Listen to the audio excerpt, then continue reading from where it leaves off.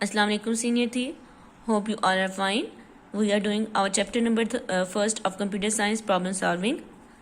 In previous lectures, we have done with our flowcharts and algorithm. You know that what is algorithm?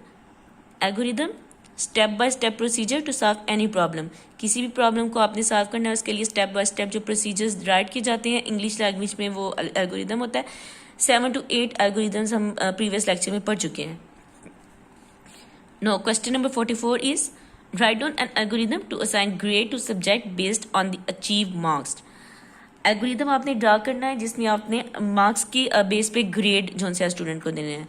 तो algorithm में step by step procedure. तो आपने जो भी right करना है वो आपने स्टेप में लिखना है. स्टेप 1 इसमें क्या होगा? स्टेप 1 है स्टार्ट. स्टेप 1 में आप स्टार्ट करते हैं. स्टेप 2 में आप यूजर से इनपुट ले लेते हैं. जब आपने ग्रेड फाइंड करने हैं तो ग्रेड आप परसेंटेज की बेस पे फाइंड करते हैं. तो परसेंटेज के लिए आपको क्या चीज़ चाहिए? ऑब्टेन मार्क्स और टोटल मार्क्स जो आप यूजर से लेंगे. फिर स्टेप 3 में आप परसेंटेज का फॉर्मूला लगा देंगे. Obtain marks divided by total marks multiply 100. फिर स्टेप 4 में आप क्या करेंगे? इफ एल्स लगा देंगे. इफ परसेंटेज जो सी है वो मार्क्स की ग्रेटर देन 80 है तो ए प्लस ग्रेड आ जाए. अगर 80 से कम है, 70 से ग्रेड है तो ग्रेड ए आ जाए. 60 से बड़ी है तो ग्रेड बी आ जाए. एल्स नहीं तो अगर 50 से बड़ी है तो सी आ जाए. एल्स अगर 40 से बड़ी है तो ग्रेड डी आ जाए. अगर 33 से बड़ी है तो ग्रेड ई आ जाए. वरना सेट ग्रेड टू एफ. और अगर 30 से कम मार्क्स आ जाते हैं 100 में से तो 32 हमें पता है फेल होता है तो उसको हम एफ ग्रेड दे देंगे. तो आपके पास स्टेप 5 में क्या चीज आ जाएगी? ग्रेड आ जाएगा. ओके क्योंकि all the values set grade में, डी की जो वैल्यूज आ रही है वो सेट ग्रेड में जा रही है, ई की जो वैल्यू आ रही है वो सेट ग्रेड में जा रही है. ओके तो ग्रेड को आपने आउटपुट में शो करवा देना, आपका एल्गोरिथम एंड हो जाएगा. Question number 45 is write down an algorithm to find the interest on an amount. एक आपके पास अमाउंट है, आपने उसके ऊपर इंटरेस्ट यानी कि सूद फाइंड करना है. उसके लिए आपने एल्गोरिथम ड्रा करना है. पहले आप स्टार्ट कर लेंगे, इनपुट नंबर ले लेंगे, अमाउंट ले लेंगे, रेट ले लेंगे और ईयर ले लेंगे कि हर साल में कितने रेट इंटरेस्ट लग रहा है. प्लेन इंटरेस्ट वैल्यू पहले आप इसका फार्मूला लगा देंगे सेट करके. स्टेप 3 में अमाउंट को मल्टीप्लाई कर देंगे रेट से, डिवाइड कर देंगे 100 से, मल्टीप्लाई कर देंगे ईयर से. आपके पास प्लेन इंटरेस्ट में वैल्यू चली जाएगी. 2 का मतलब क्या है कि आपके पास ये जो वैल्यू आ रही है फार्मूला की ये प्लेन इंटरेस्ट में चली जाए. आउटपुट में आप प्लेन इंटरेस्ट को शो करवा देंगे, आपका प्रोसीजर एंड हो जाएगा एल्गोरिथम. नेक्स्ट जो है आपका एल्गोरिथम है write on algorithm to convert Celsius to Fahrenheit. ये मैं आपको करवा चुकी हूँ फ्लो चार्ट में, इसलिए ठीक है. फ्लो चार्ट में मैंने आपको फार्मूला बताया था, आपने वही एल्गोरिथम लगा देना, सिर्फ उसको स्टेप में लिख लेना, ये आप खुद से करेंगे. नेक्स्ट वाला भी मैंने आपको फ्लो चार्ट में करवाया था, ये उसमें कवर हो गया होगा. नेक्स्ट क्वेश्चन है what is meant by efficiency of an algorithm. How the efficiency of algorithm is measured. आपके जो एल्गोरिथम आपने ड्रा किया उसकी एफिशिएंसी से क्या मुराद है? मतलब कि वो एल्गोरिथम कितना एक्यूरेट है. Efficiency of algorithm. There can be more than one algorithm to solve the same problem. आपके पास एक प्रॉब्लम है, उसको सॉल्व करने के लिए एक से ज्यादा तरीके हो सकते हैं, एक से ज्यादा एल्गोरिथम हो सकते हैं.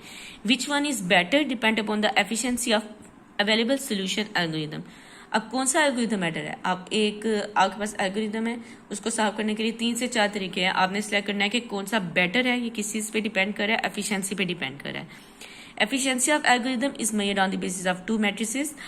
2 मैट्रिक्स पे डिपेंड कर रही है एफिशिएंसी. एक तो नंबर ऑफ स्टेप पे और space use in computer memory. Number of step से क्या मुराद है कि आप एक एल्गोरिथम को सॉल्व कर रहे हैं. एक एल्गोरिथम तब एक बहुत एफिशिएंट होगा, तब अच्छा कंसीडर किया जाएगा अगर उसके नंबर ऑफ स्टेप्स कम है. अगर एक एल्गोरिथम के स्टेप्स ज्यादा होते जा रहे हैं तो मीन्स कि वो एल्गोरिथम टफ होता जा रहा है, उसकी एफिशिएंसी खत्म हो जा रही है. जितने स्टेप्स कम होंगे उतना ही एल्गोरिथम ज्यादा एक्यूरेट होगा. ठीक है, ये चीज नंबर ऑफ स्टेप में आ जाती है. स्पेस यूजिंग कंप्यूटर मेमोरी से क्या मुराद है? स्पेस के आपका जो एल्गोरिथम है वो कंप्यूटर में कम स्पेस ले रहा है. जैसे we have considered in algorithm that some data is stored in computer memory which is later use to give result. हम जो एल्गोरिथम ड्रा करते हैं वो कंप्यूटर के अंदर अगर हम ड्रा कर रहे हैं तो वो कंप्यूटर की मेमोरी में सेव हो जाएगा ताकि हम उसको बाद में यूज कर सकें. An algorithm using less space in computer memory is consider more efficient with respect to memory space. Algorithm जो सा एल्गोरिथम आपका कंप्यूटर में लेस स्पेस ले रहा है, कम स्पेस ले रहा है, वो आपका सबसे ज्यादा एफिशिएंट होगा एल्गोरिथम. ठीक है. It is quite possible that one algorithm take less space in memory and has more number of steps. ये भी पॉसिबल हो सकता है कि एक एल्गोरिथम कंप्यूटर में तो कम स्पेस ले रहा है लेकिन उसके स्टेप्स जो उनसे अगर हम उसको राइट करें तो वो बहुत ज्यादा हैं. whereas the other algorithm take more memory and has less number of steps। और ऐसा भी हो सकता है कि एक algorithm है जिसके steps तो कम है लेकिन वो कंप्यूटर के अंदर ज़्यादा मेमोरी ले रहा है। In this case there is trade off between number of steps and the consumed memory। तो इस के रिजल्ट में क्या होगा, चेक करना पड़ेगा नंबर ऑफ स्टेप्स को और मेमोरी को हम इकट्ठे लेके चलेंगे। The designer can take decision according to the requirement के मुताबिक जो सा वो डिसीजन लिया जाएगा कि आपने कौन सा प्रोसीजर कौन सा एल्गोरिदम चूज करना है। वैसे बेस्ट वे यही होता है कि आप वो वाला वे यूज करें एल्गोरिदम को ड्रा करने के लिए जो कंप्यूटर में लेस मेमोरी ले रहा है। ओके, एग्जाम्पल देखें। Let's suppose we have 2 algorithm to solve a certain problem. Suppose कर लें आपके पास 2 एल्गोरिदम है एक प्रॉब्लम को सॉल्व करने के लिए। One algorithm has n step whereas the other algorithm has n square steps. एक एल्गोरिदम के n स्टेप हैं जबकि दूसरे एल्गोरिदम के n स्क्वायर मतलब कि उससे डबल स्टेप्स हैं। In this case, the former algorithm is considered more efficient than the later one। इस केस में जो 1 वाला है मतलब कि n स्टेप वाला है वो ज्यादा अच्छा कंसिडर किया जाएगा as compare to n square.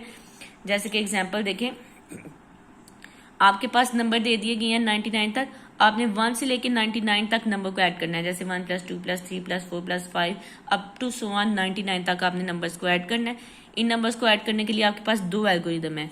एक एल्गोरिदम क्या है कि आप इस तरह से करें 1 + 99 2 + 98 कि 1 2 3 यहाँ से तो इंक्रीज करते जा रहे हैं लेकिन लास्ट वाले नंबर आप डिक्रीज करते जाएं 99 98 97 96 जस्ट लाइक दिस।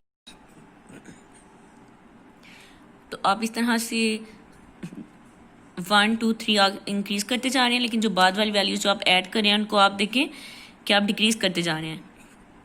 99 98 97 96 95 इस तरह से चलते जा रहे हैं। ठीक है, whereas each pair gives answer 100। ठीक है, we count the number of pair and multiply that count with 100 then in result we add 50 as it no in any pair। तो इस तरह से हम नंबर को ऐड कर सकते हैं। ठीक है, एक ये हमारे पास क्या मेथड है, हमने देखा है कि 1 + 99 2 + 98 3 + 97 इस तरह से आप नंबर्स को ऐड कर रहे हैं। फिर उसके बाद क्या कर रहे हैं, वे ईच पेयर गिव आंसर 100 जहाँ पे आपका आंसर 100 आ रहा है। जैसे 1 + 99 आप कर रहे हैं ना, वहां से आपने स्टार्ट किया है, आप वहां तक लेके जा रहे हैं।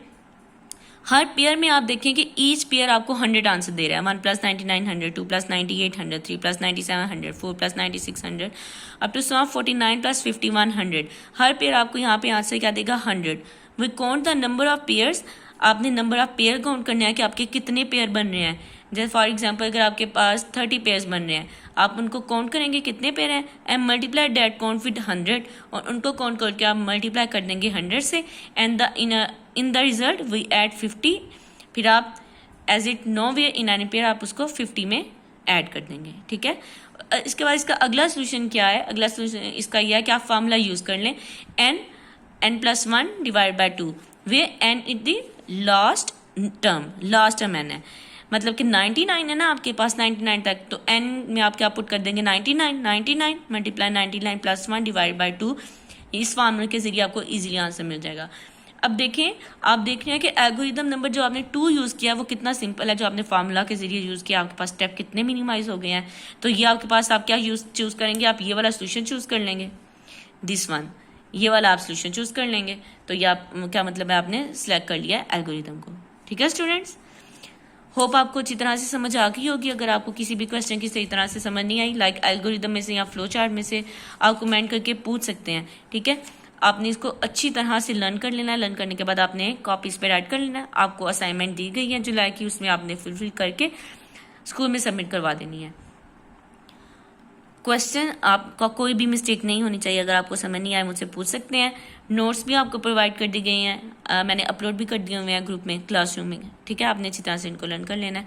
ओके स्टूडेंट्स, अल्लाह हाफिज़, टेक केयर।